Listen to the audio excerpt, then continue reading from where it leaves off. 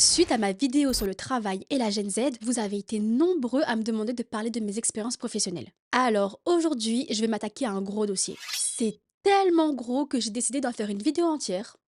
Voici mon pire job. Tu veux bitcher? Ok, on va bitcher.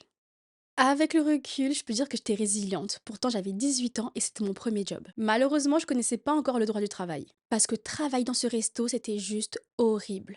Entre harcèlement, attouchement, dépôt de main courante et oppression. En quelques mots, voilà comment décrire ma pire expérience professionnelle.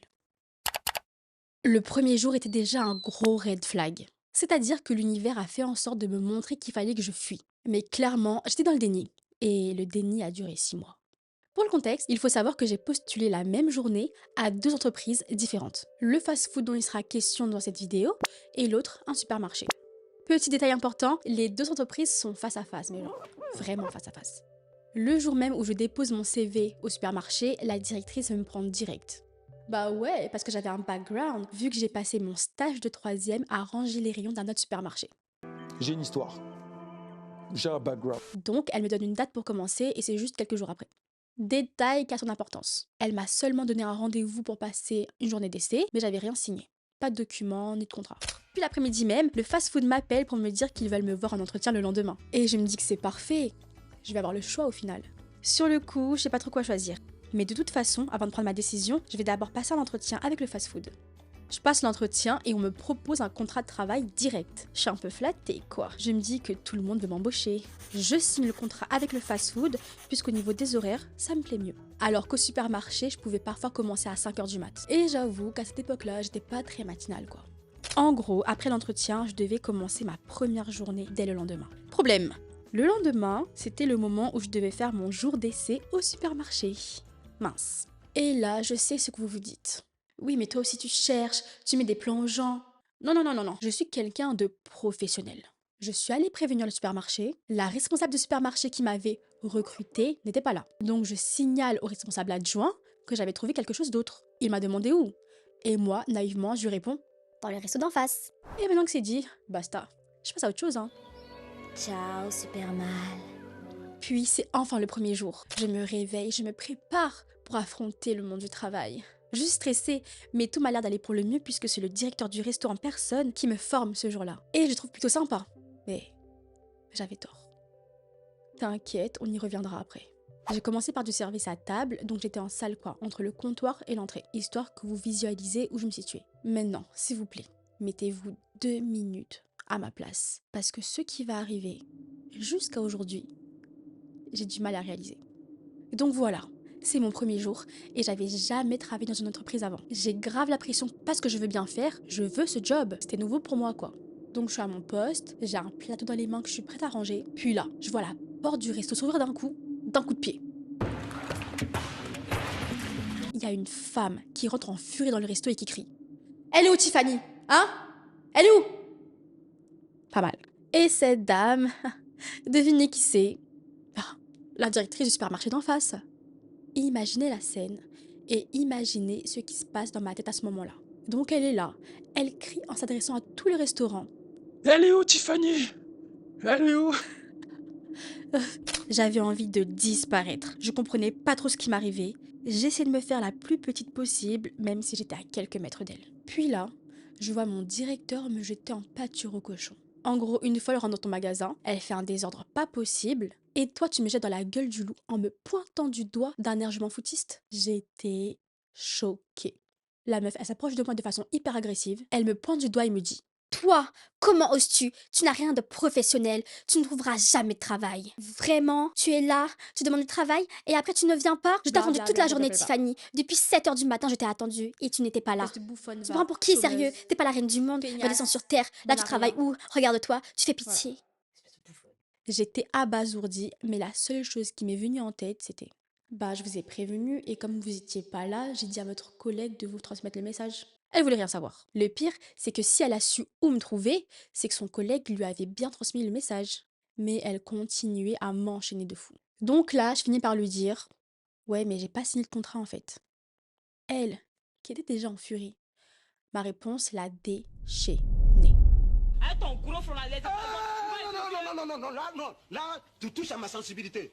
Tu touches à ma sensibilité. Tu n'es pas du tout qualifié de parler de mon gros frère. Quoi? Ton comportement est à chier. Je ne veux plus jamais te voir. Ne viens pas dans mon magasin. T'as rien de professionnel. Idiote, va. Vraiment, je veux plus te voir. Franchement, c'était long et moi j'étais tellement choquée par ce qui venait de se passer que j'ai oublié la moitié de ses propos en vérité. Et pendant que je me faisais gueuler dessus, je jetais des coups d'œil à mon directeur en espérant qu'il réagisse, car c'est son resto quand même. Eh ben non, il était derrière le comptoir avec son téléphone en train d'ignorer la situation, alors qu'il y avait un boucan à 2 mètres de lui littéralement. Et après de longues minutes de souffrance, elle finit enfin par lâcher l'affaire et elle part. Et si vous voulez savoir est-ce que je suis retournée au supermarché après ça? Non, clairement pas. Carrément, je faisais mes courses chez la concurrence qui était plus chère, mais je voulais pas voir sa tête quoi. Bref, une fois la scène finie, le directeur me donne d'autres tâches, comme si c'était rien passé. Mais le plus drôle dans tout ça, c'est qu'il y a une explication derrière cette scène de ouf. Et toi qui veux bitcher là, j'ai des gossips.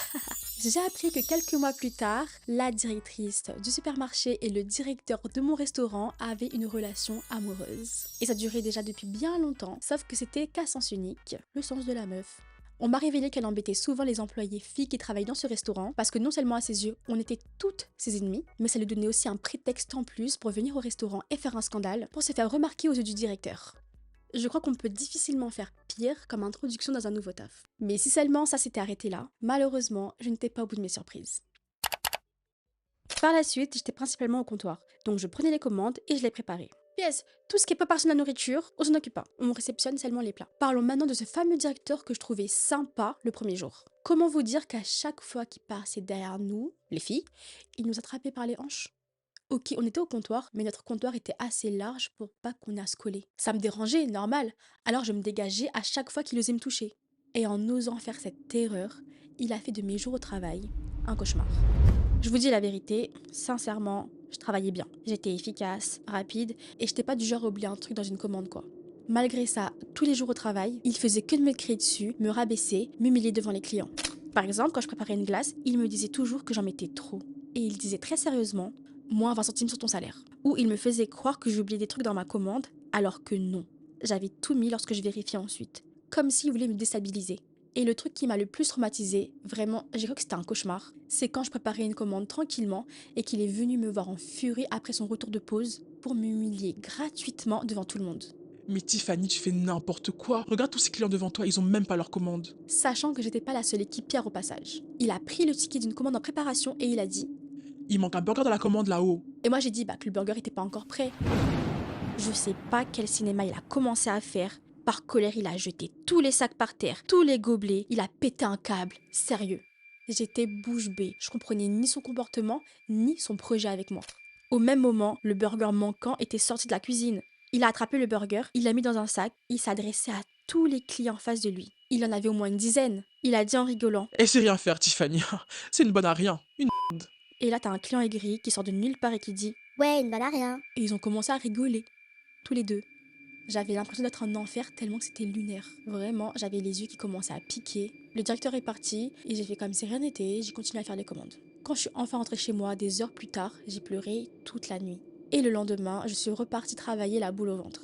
Tous les jours qui ont suivi, je redoutais une autre humiliation. Je sais pas comment j'ai fait pour rester ici, ne serait-ce qu'un jour de plus. À l'heure actuelle, je sais que si ça m'arrive à nouveau, j'aurais fait en sorte que ce soit le directeur qui pleure. Certaines collègues me disaient que ça les dérangeait également et qu'ils s'étaient aussi mis à les rabaisser publiquement. Et pour qu'il arrête de les rabaisser, elle se sentait obligée de se laisser toucher les hanches à chaque fois qu'il était dans les parages. C'est dégueulasse d'abuser autant de son pouvoir. Bon, après pouvoir, le mec était juste directeur de... ou... je sais pas. NAO.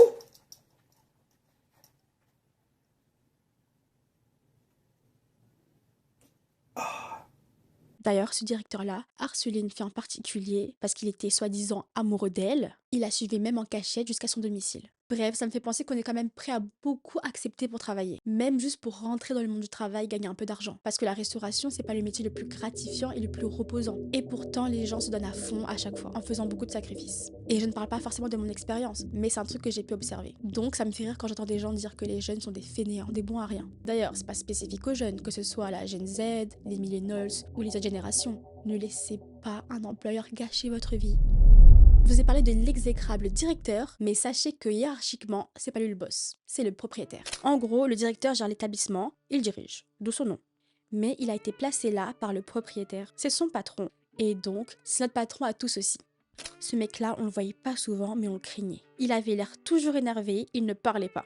Mais lorsqu'il nous parlait, c'était pour nous dire qu'on faisait mal quelque chose. Lui aussi, à chaque fois, il nous menaçait de nous enlever de l'argent de notre salaire car on servait trop les clients généreusement. On mettait trop de topping, trop de sauce, trop de glace. En gros, à cause de nous, il allait faire faillite. Ah, mais t'as mis 20 grammes de plus, tu te rends compte de la perte que tu es en train de me faire? Pendant son passage, voici comment on servait les clients. Still breathing, sharing a pitiful crust between them. Share and share alike, sharing and staring, staring. Il faisait H24 un caca nerveux. Il nous regardait sans cesse depuis les caméras de surveillance. Dès que quelque chose lui plaisait pas, il appelait le magasin pour nous chicoter. Ici la voix, Eddie, ne bouge pas. Attention, ne croyez pas qu'on était sur nos téléphones ou qu'on volait les caisses, non. Hein. On était juste assis par exemple.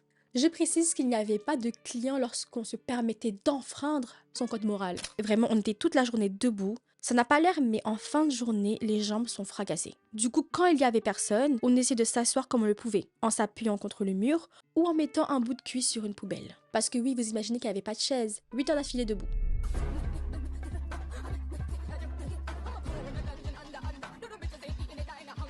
Une fois, il est venu nous hurler en personne parce qu'à la fin de la journée, au lieu de jeter quelques burgers qui n'étaient pas vendus, on les prenait pour nous. Autant que ça finisse dans notre ventre que dans la poubelle, je sais pas.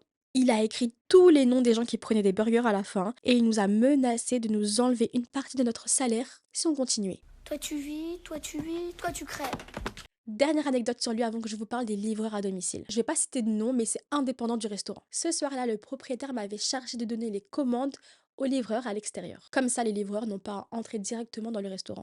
Et il me demande ceci en plein hiver, en plein mois de décembre. Je lui demande donc si je peux mettre les doudounes du restaurant qui sont à disposition. Il me répond Non. Je lui dis qu'il fait super froid dehors. Et il me dit Non, tu donnes la commande à l'extérieur et tu rentres directement. C'est tout. Bah oui, le temps c'est de l'argent. Donc 5 secondes à mettre une doudoune, c'est de l'argent perdu quoi. Il aurait fait faillite, c'est sûr. Donc c'est ce que je fais. Je sors sans doudoune. Mais il y avait 10 à 20 livreurs à chaque fois qui attendaient. Et je devais vérifier à chaque fois à qui appartenait la commande. Sachant qu'il y avait certains qui parlaient pas français. Du coup, ça me prenait beaucoup de temps pour les trouver. Et du coup, je restais plus longtemps à l'extérieur qu'à l'intérieur au final. Et donc, vous devinez la suite. Ah ouais, je tombais malade. Super. Déjà que je n'étais pas gâtée par les employeurs, j'allais vite découvrir qu'ils n'étaient pas les seuls à vouloir me casser les pieds. Oui, on parlait des livreurs. Bah, on va continuer avec eux. Sachez que j'ai déjà déposé une main courante contre l'un d'entre eux. Un soir, j'étais tranquillement en train de préparer les commandes. C'était le rush. À un moment, j'ai un livreur qui m'interpelle. Je pensais qu'il allait me demander sa commande. Mais à la place, il m'a tourné son iPhone en souriant. Il était en FaceTime avec un boug et ce boug-là était à poil en train de s'astiquer l'asticot. Il était fier de lui en plus.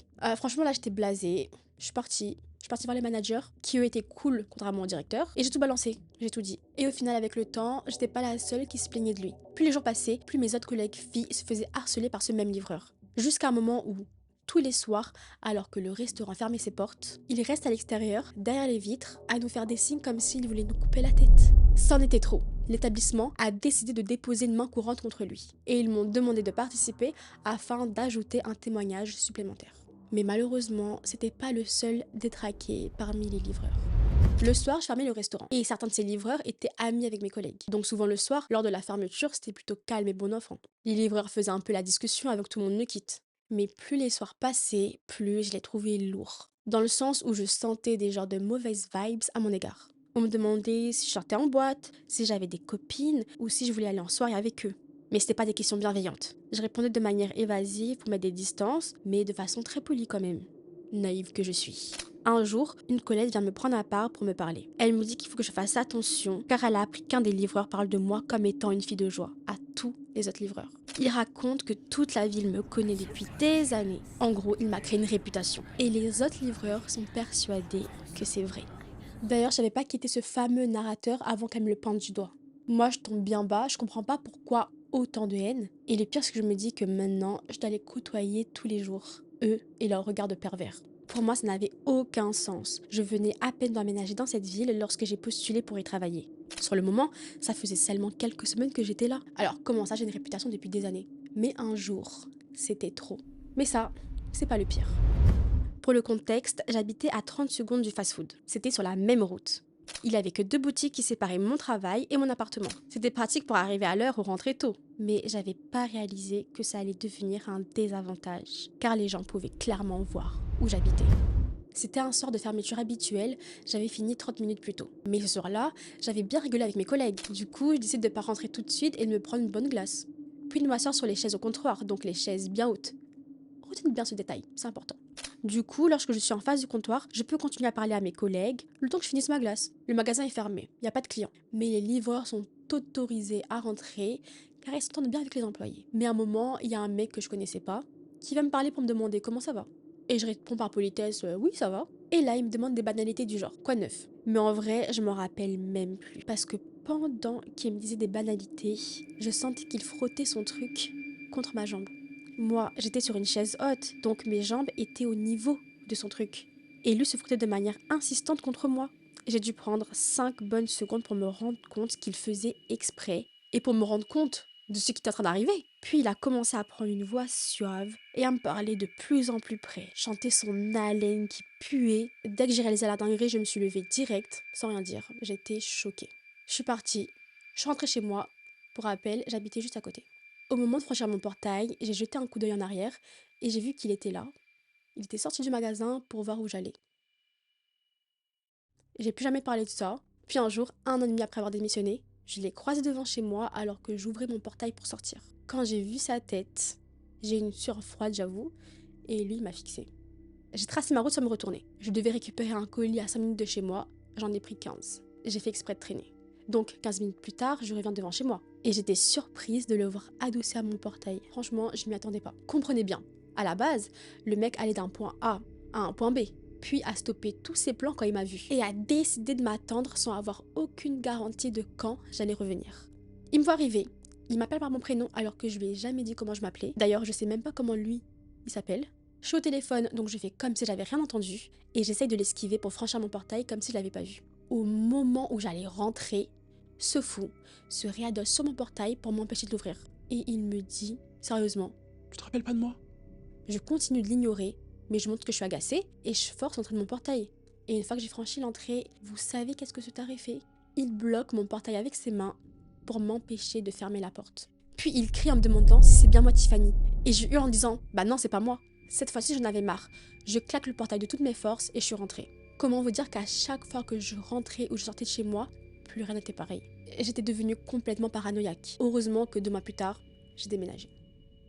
Au final, je suis restée 6 mois dans ce restaurant. Il y a eu tellement d'autres histoires là-bas, et même ailleurs, car j'ai enchaîné les expériences professionnelles catastrophiques après ça, au point que je peux faire une partie 2, 3, 4. 5, 6, 7, 8, 9, 10. En tout cas, celle du resto m'a forgé pour l'avenir. Ils ont fait de moi un monstre.